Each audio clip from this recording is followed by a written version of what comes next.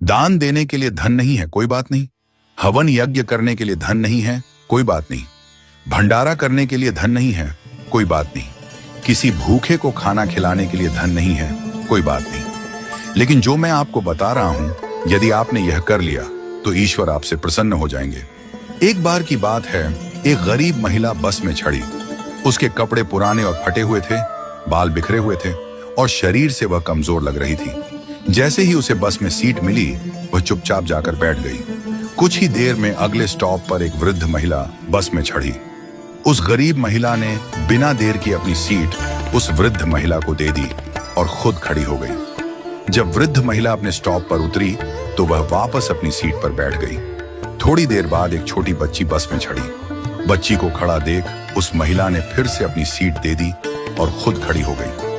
बच्ची का स्टॉप आने पर वह वापस अपनी सीट पर बैठ गई। इसके बाद एक गर्भवती महिला आई। इस बार भी गरीब महिला ने बिना सोचे समझे अपनी सीट दे दी और खड़ी रही। गर्भवती महिला के उतरने पर वह फिर से अपनी सीट पर बैठ गई। थोड़ी देर बाद एक सामान्य महिला बस में चढ़ी। वह न वृद्ध थी, न बच्ची, न गर्भवती, पूरी तरह स्वस्थ लग रही थी।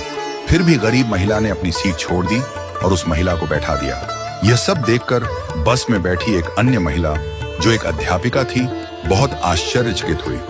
उसने सोचा, वृद्ध महिला, बच्ची और गर्भवती महिला के लिए सीट छोड़ना समझ में आता है, लेकिन एक सामान्य महिला के लिए बार बार सीट छोड़ने का क्या कारण हो सकता है। जब बस अपने आखिरी स्टॉप पर पहुंची तो अध्यापिका ने गरीब महिला से पूछा, बहन, मैंने देखा कि आप बार बार अपनी सीट दूसरों को दे देती हैं।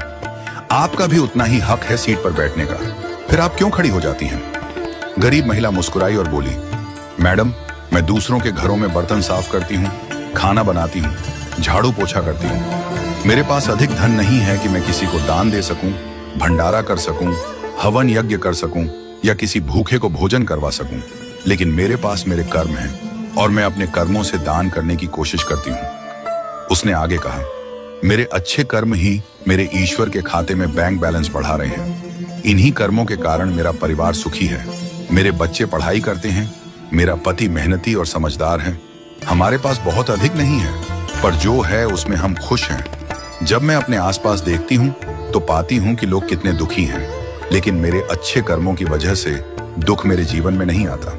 उस महिला की बातों से अध्यापिका की आंखों में आंसू आ गए। उसने कहा, मैं स्कूल में बच्चों को शिक्षा देती हूँ, पर आज असली शिक्षा तो तुमने मुझे दी है। आज से तुम मेरी शिक्षिका हो। तुम्हारा बहुत बहुत धन्यवाद।